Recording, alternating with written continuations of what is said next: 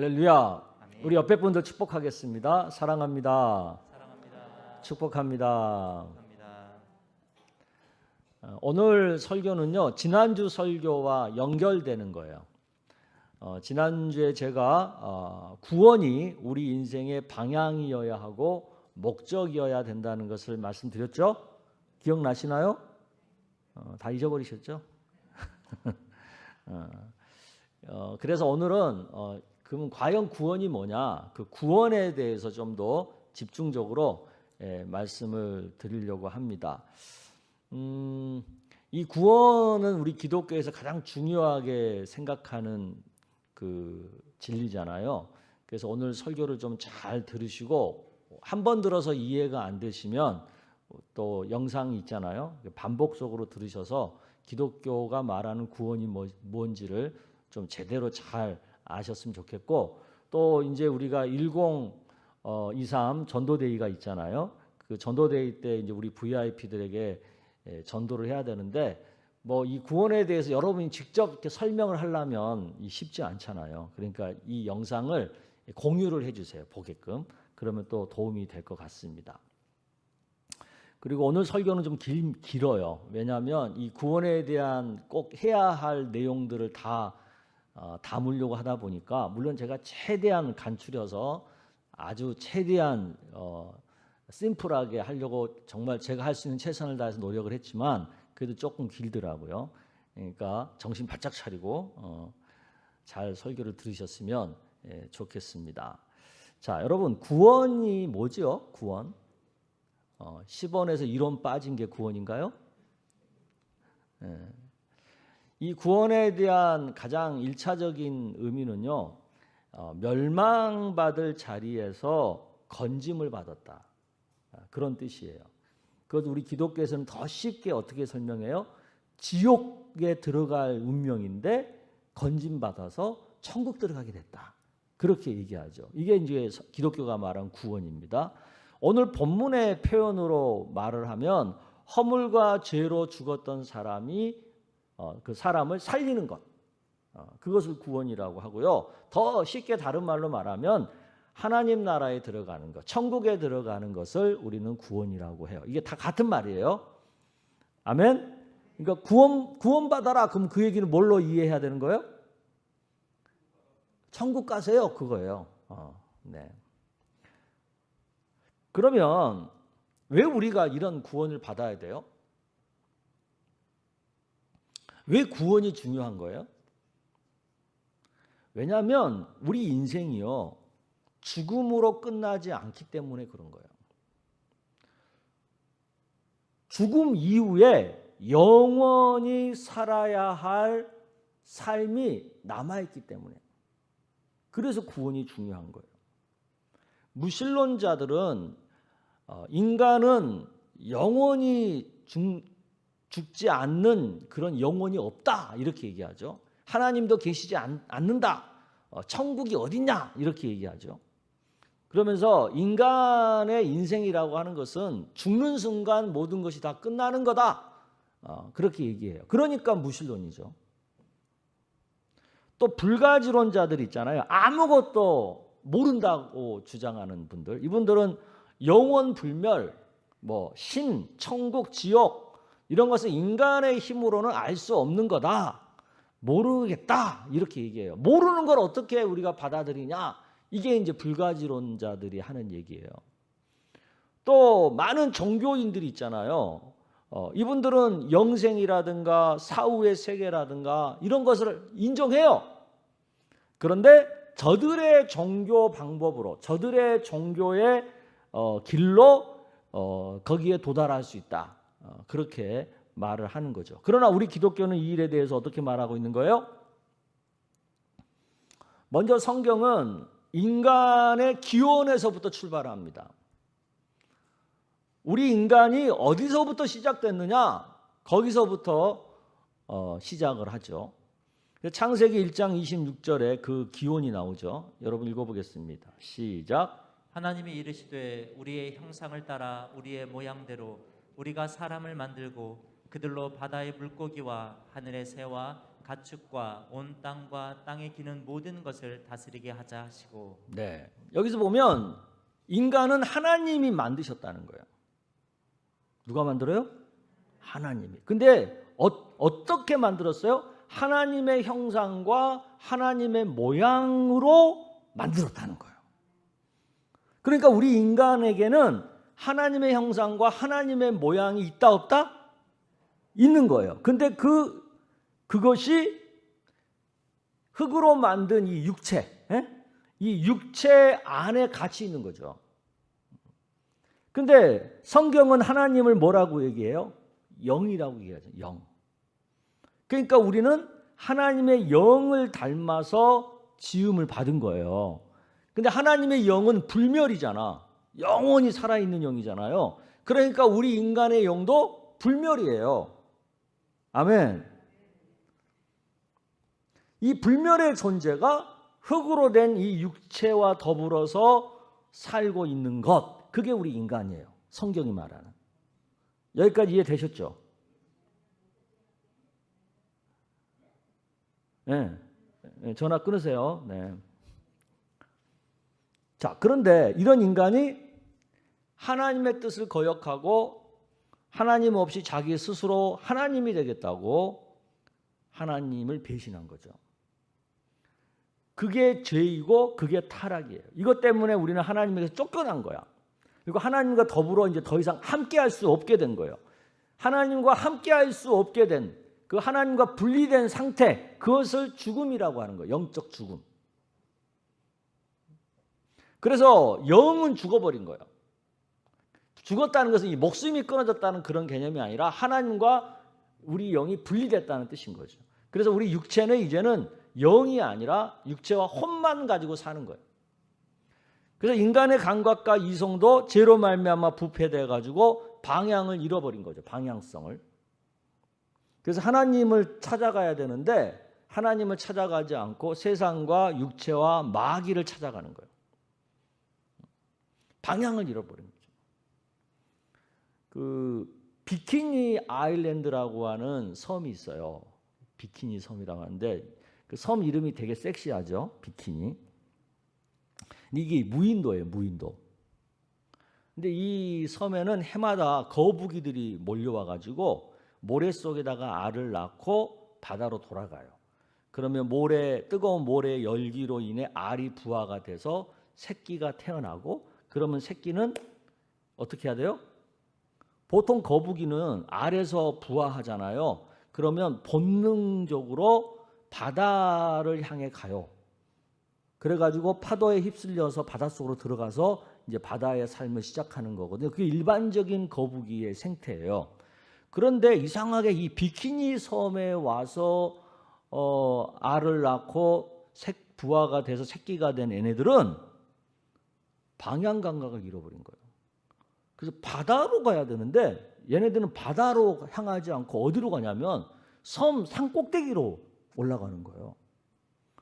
그래서 얘네들이 산으로 계속 올라가는 거예요. 그래가지고 그 산에는 물이 있어요, 없어요? 없으니까 말라 죽어버리는 거예요. 그 사람들이 너무 이상한 거죠.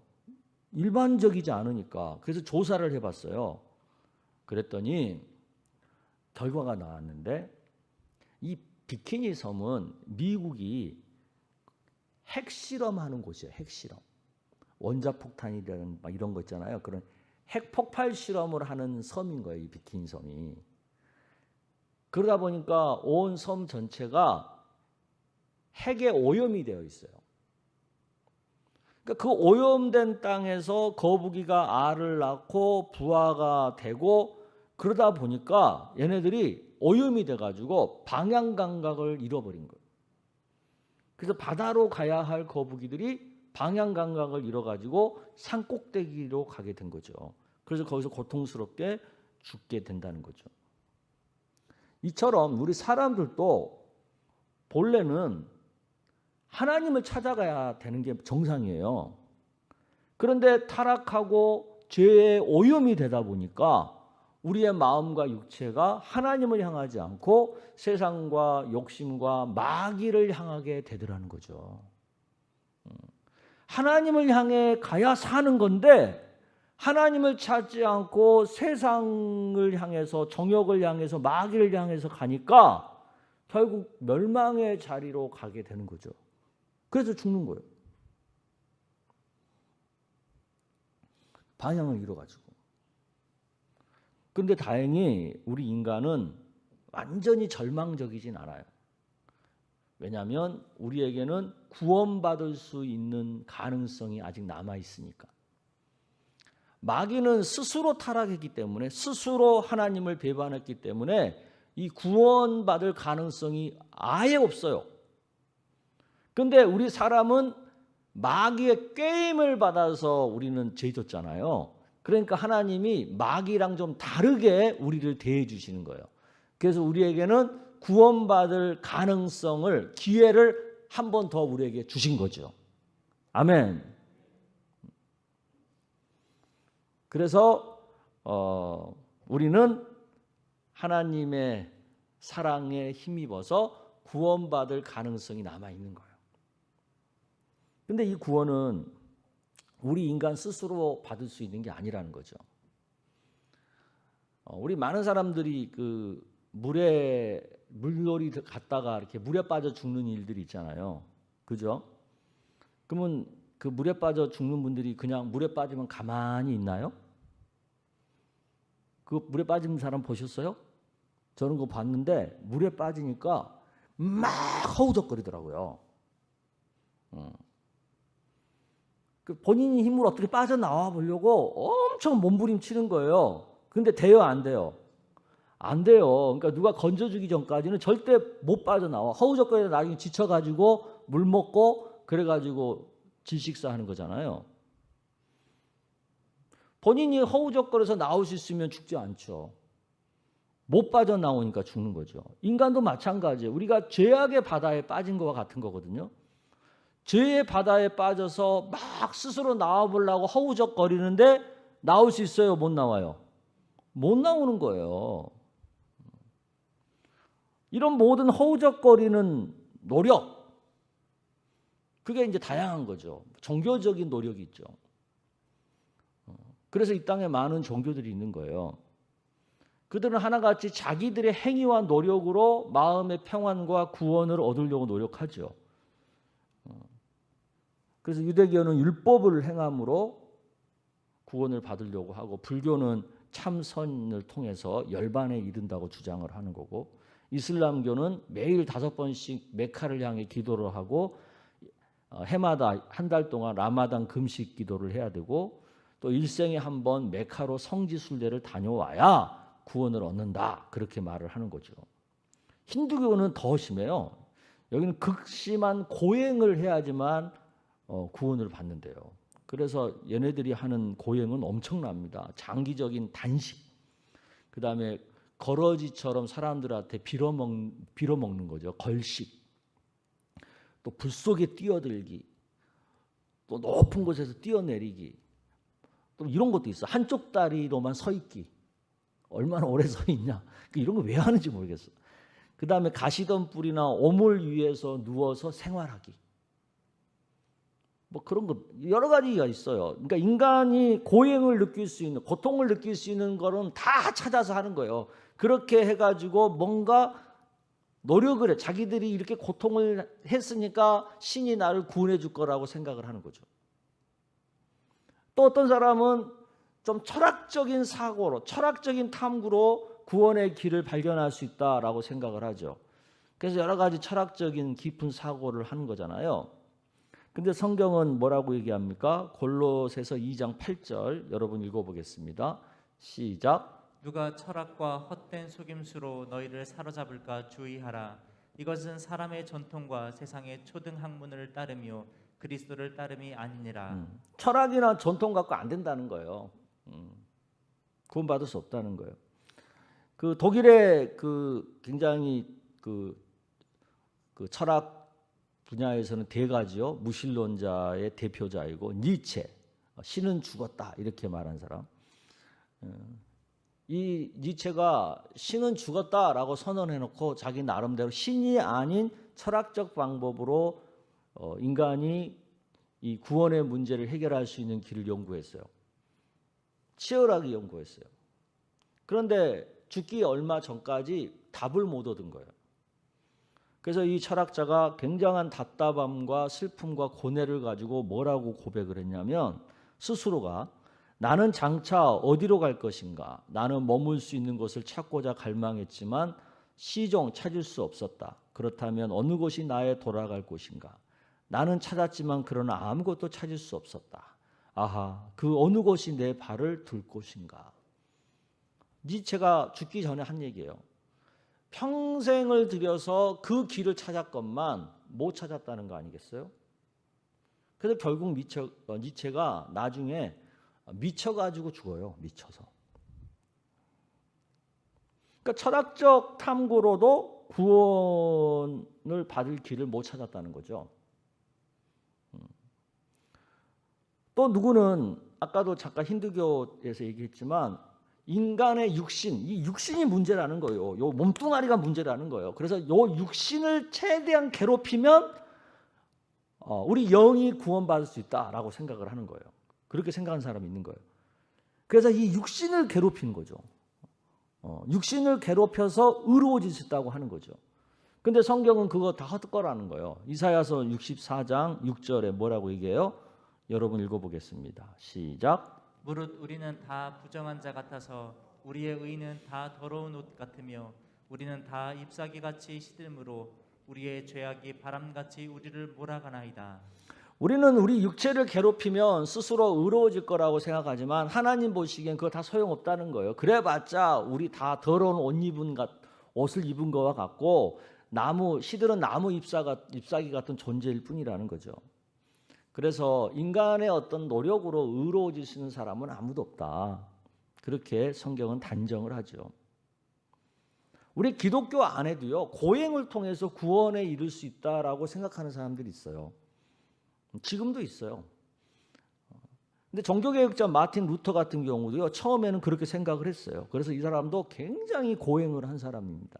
차디찬 골방에서 기도를 하면 하나님께서 그 치유의 고통을 겪으면서 기도하니까 좀 봐줄 거다 생각해가지고 추운 방에서 오랫동안 기도도 해보고, 또 오래 금식하면 그 굶주림의 고통을 하나님이 이해하셔서 기도에 응답해 주실 것이다 생각하고 오랜 금식 기도도 하고, 그런데도 이 마음에 평안함이 없는 거죠. 이런저런 고행을 했는데 도저히 평안을 못 얻으니까 마틴 루터가 마지막으로 그때 당시에 가장 고통스러운 고행의 수단이라고 알려진 로마에 가면 있다고 하는 빌라도의 계단이라는 게 있는 거예요. 이게 뭐냐면 예수님께서 빌라도에게 심판받으러 갈 때 올라가셨던 그 계단, 그것을 떼다가 로마에다 갖다 놓은 거예요. 근데 거기를 이제 기어서 무릎과 이 팔로만 기어서 올라가면 구원을 받는다. 그렇게 이제 그때 당시 알려졌던 거죠. 전설처럼. 근데 이 계단이 그냥 보통 계단이 아니고 그 계단에다가 유리를 깨가지고 깔아놓은 거야.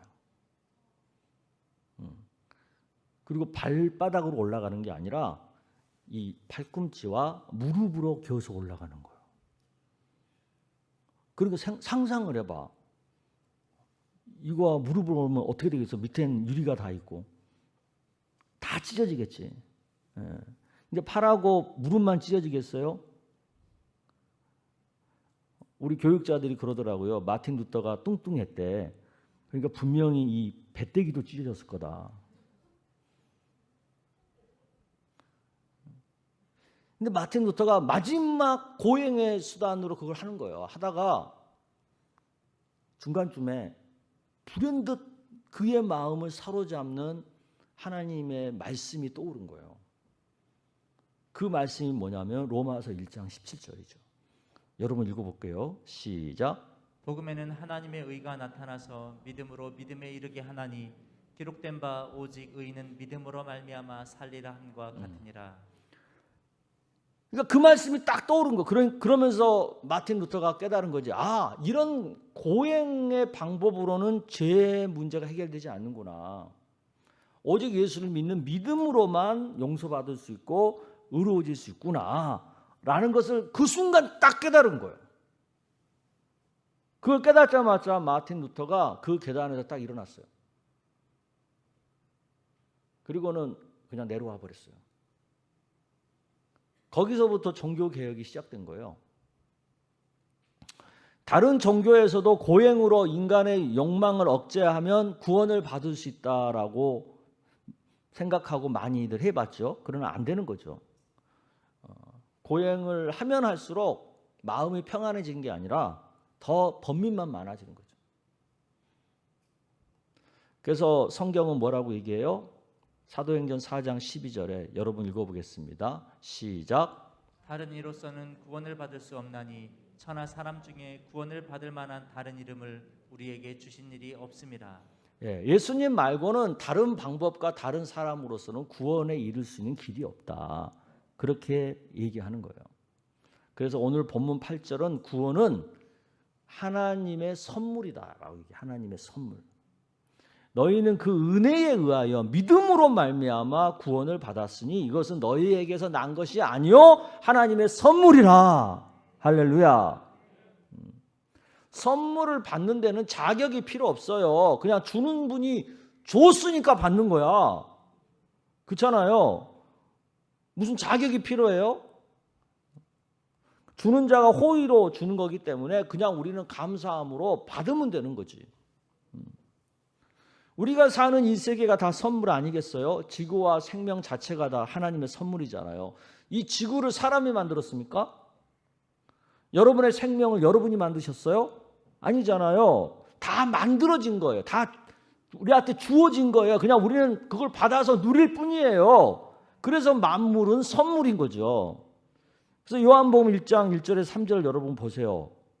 왜 만물이 선물인지 분명하게 써 있잖아요. 시작. 태초에 말씀이 계시니라. 이 말씀이 하나님과 함께 계셨으니 이 말씀은 곧 하나님이시니라. 그가 태초에 하나님과 함께 계셨고 만물이 그로 말미암아 지은 바 되었으니 지은 것이 하나도 그가 없이는 된 것이 없느니라.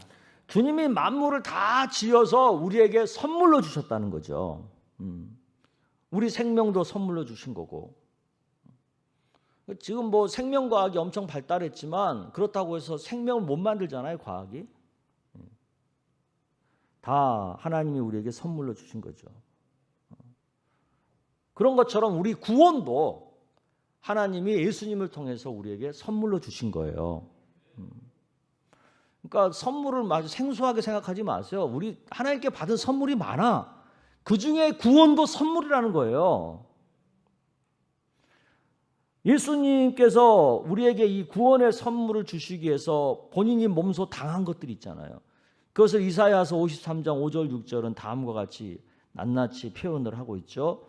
여러분 읽어보겠습니다. 시작. 그가 찔림은 우리의 허물 때문이요 그가 상함은 우리의 죄악 때문이라.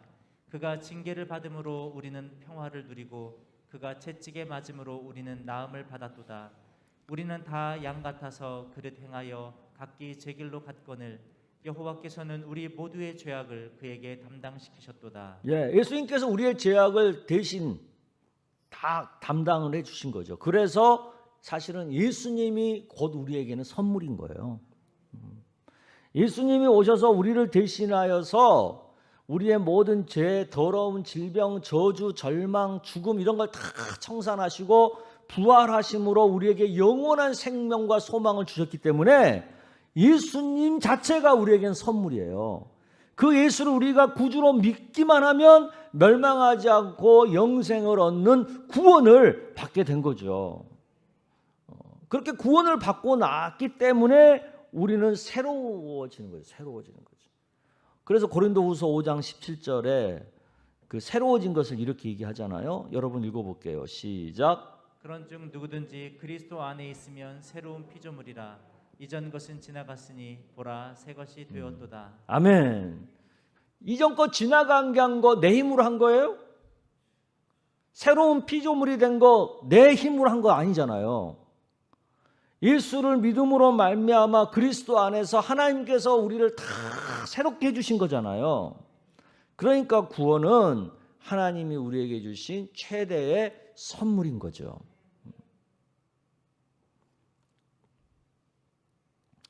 우리 힘으로 죄를 이긴 게 아니고, 우리 힘으로 세상과 마귀를 이긴 게 아니고, 우리 힘으로 병을 이긴 게 아니고, 우리 힘으로 저주를 청산하거나 사망과 음부를 철폐한 게 아니기 때문에 우리가 한 건 하나도 없어요.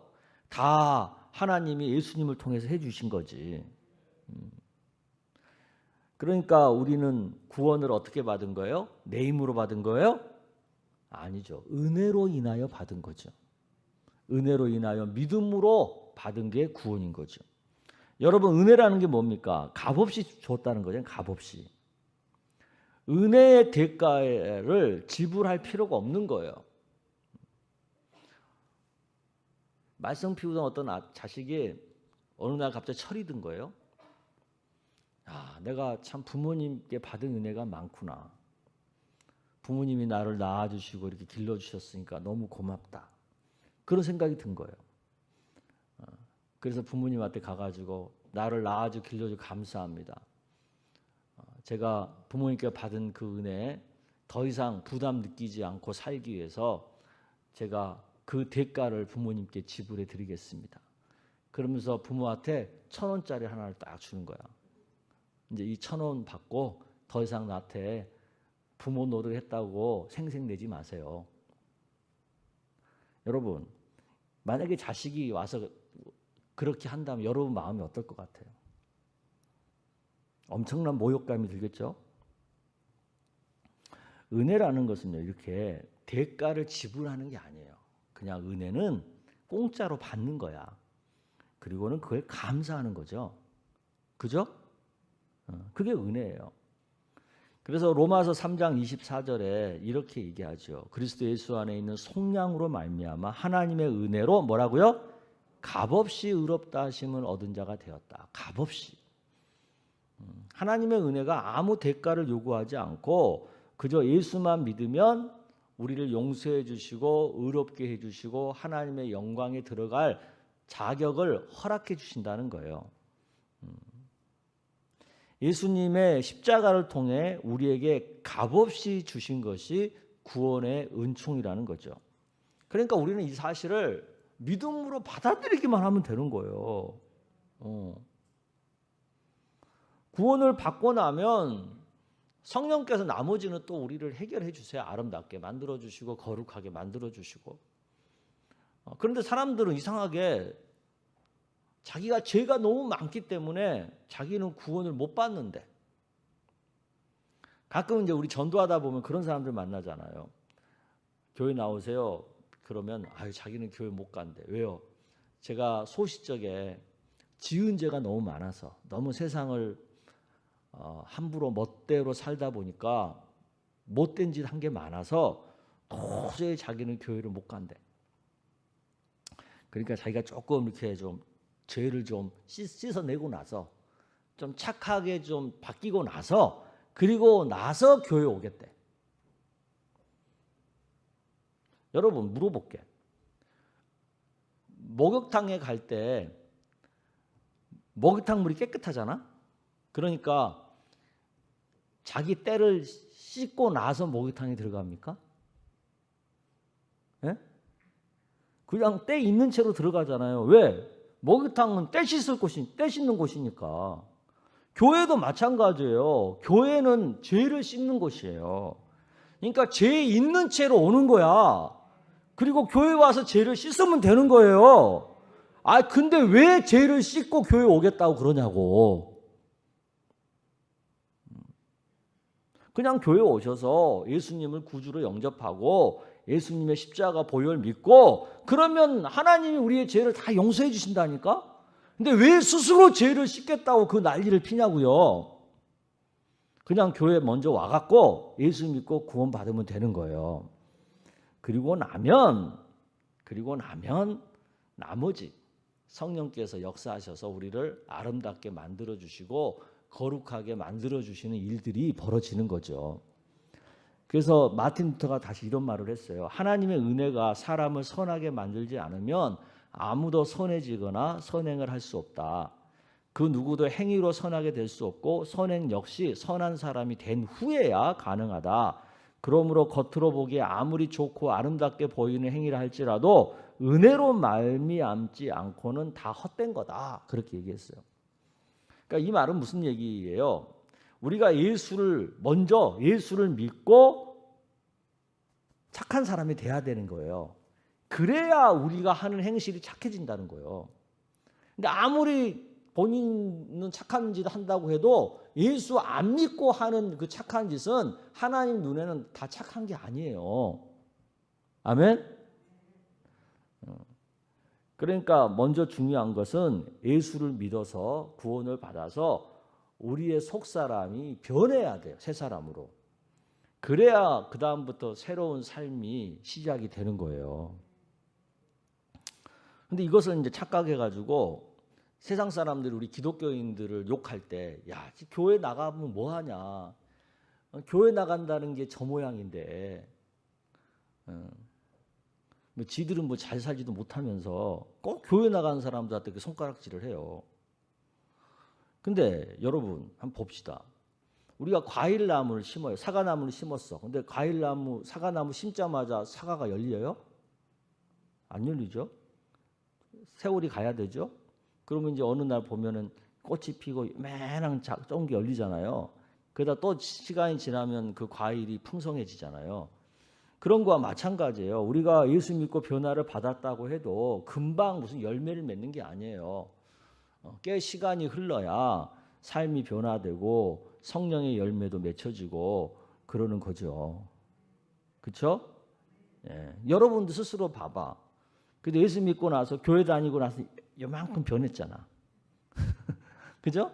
뭔가 조금 변한 거 있잖아요. 물론 이만큼 변하면 좋겠지만 그건 좀 시간이 더 필요하다니까요. 제가 이제 목회 꽤 이제 오래 했는데 목회하면서 보니까 이 많이 변하잖아요. 그럼 그건 죽을 때가 다 됐다는 뜻이더라고. 이게 사람이 성화가 충분히 어느 정도 되면 이제 하나님 나라 갈 때가 다 된 거더라고요. 그러니까 아직도 내 삶에 거칠고 아직 변화되지 않고 아직도 혈기가 많고 그러잖아요. 그분들은 아직 이 땅에 살 날이 더 많은 거예요. 제가 가끔 성질 부리는 이런 어르신들 있잖아요. 그분들한테 그래요. 아이고, 좀 오래 사시겠네요. 성화는 시간이 걸려요. 그러니까 좀 덜 변화된 모습 때문에 손가락질 할 일이 없어요. 우리는 하나님의 은혜를 오직 믿음으로 받는 거예요. 어떤 사람은 예수 믿고 난 다음에 거기에다가 좋은 행위를 보태야 구원을 받는다라고 주장을 해요. 근데 그것은 틀린 말이에요. 예수님께서 십자가에 못 박혀 돌아가시면서 마지막 남기신 말이 있잖아요. 내가 다 이루었다. 이 다 이루었다는 헬라어 말이 테텔레스타이라고 하는 단어인데 이 말은 어떤 뜻이냐면 단번에 완전히 끝마쳤다 그 얘기예요. 그러니까 이미 다 하나님이 완벽하게 끝냈기 때문에 더 이상 뭐 거기에 보탤 필요가 없는 거예요. 더 뺄 것도 없고. 그러니까 오직 예수님을 믿는 믿음으로 그대로 받기만 하면 되는 거예요. 예수님께서 구원을 위해서 충분하게끔 십자가에서 구원의 사역을 다 하셨는데 거기다가 뭘 더 붙이냐고요. 그런데 우리는 마치 거기다가 뭘 더 붙이잖아요. 아니요, 예수님 그걸로 안 돼요. 거기다 뭔가 더 제가 도와드려야 돼. 제가 착한 행실을 더 해야 되고 더 전도도 좀 더 해야 되고 제가 더 봉사도 해야 되고 그게 돼야 구원이 돼요. 이렇게 말하는 것 같은 거예요. 그건 하나님에 대한 모욕이고 예수님의 십자가 사역에 대한 모욕이죠. 절대로 구원은 거기에다가 예수님 십자가 복음 외에 다른 것을 갖다 붙이거나 뺄 수가 없어요. 왜? 그것 자체가 완전하니까.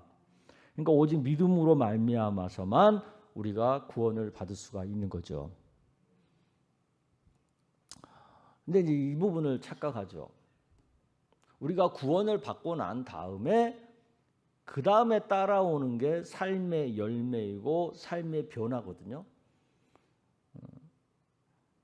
그러니까 구원을 받았기 때문에, 하나님의 자녀가 되었기 때문에 구원받은 사람으로 살다 보니까 어떤 성령의 열매나 좋은 행위들이 따라오는 거잖아요. 그런 건데 마치 행위가 있어야지만, 믿음에다가 플러스 행위가 붙어야지만 비로소 구원을 받는다, 그렇게 주장을 하는 거죠. 그게 잘못된 주장이라는 거예요. 구원은 오직 믿음으로만 받는다는 것을 여러분들이 분명히 믿으시기를 바랍니다. 디모데후서 1장 9절에 확실하게 그것을 못 받고 있죠. 여러분 읽어보겠습니다. 시작. 하나님이 우리를 구원하사 거룩하신 소명으로 부르심은 우리의 행위대로 하심이 아니요 오직 자기의 뜻과 영원 전부터 그리스도 예수 안에서 우리에게 주신 은혜대로 하심이라. 아멘. 그러니까 우리가 믿고 감사할 것은 그냥 하나님의 선물을 감사하면 돼요. 그대로. 은혜로 주는 선물을 그대로 믿고 감사하면 되는 거죠. 감사할 것밖에 없어요. 거기다 뭐 보탤 게 없어요. 그러니까 단순하게 심플하게 로마서 10장 10절에 얘기하는 것처럼 사람이 마음에 믿어 의에 이르고 입으로 시인하여 구원에 이르는 거예요. 아멘. 신앙인의 거룩한 행위는 믿음의 열매이지 믿음의 조건이 아니라는 얘기죠. 믿었기 때문에 변화된 삶을 사는 것이지 변화된 삶을 살기 때문에 구원을 받는 게 아니라는 거예요. 믿기만 하면 되는 거예요. 그러니까 하나님의 은혜를 뭔가 대가를 지불하고 받으려고 하지 마세요. 우리가 햇빛도 대가 없이 그냥 받잖아요. 공기도 우리가 대가를 지불하지 않고 그대로 숨쉬잖아요. 그런 것처럼 구원도 대가 지불하지 말고 예수를 믿는 믿음 그대로 받아들이면 되는 거예요. 그러면 우리가 구원을 받아서 천국 백성이 될 수 있는 거죠. 바라기는 예수를 믿는다, 교회를 다닌다, 그러면 꼭 구원을 받아야 되는 겁니다. 근데 내가 뭔가 내 노력으로 보태가지고 구원을 받으려고 하면 평생 구원을 못 받아요. 그냥 믿음으로 구원을 받는 거예요. 단순하게. 그래서 나의 모습, 내 자격 뭐 이런 거 보지 마시고 예수님 십자가만 바라보고 예수님을 믿기만 하고 그렇게 해서 구원의 은혜를 받으시기를 주의 이름으로 축복합니다. 아멘. 우리 다 잘해서